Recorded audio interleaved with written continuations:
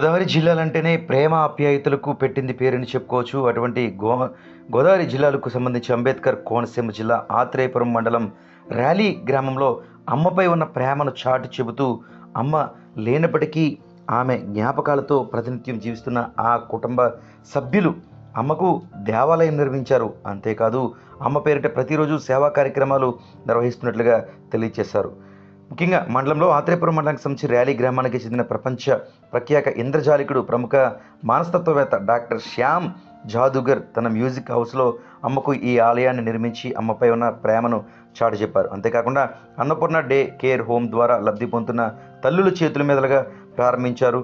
అమ్మ విగ్రహం వద్ద సహస్ర జ్యోతులతో అమ్మ అక్షర రూపంలో ప్రమిదలను పెట్టి ఈ మ్యూజిక్ ఫ్యామిలీ వెలిగించి దీప కార్యక్రమం నిర్వహించారు. అనంతరం తన తల్లి జీవితంపై ప్రత్యేకంగా రూపొందించిన 5 పాటలను వారు విడుదల చేశారు.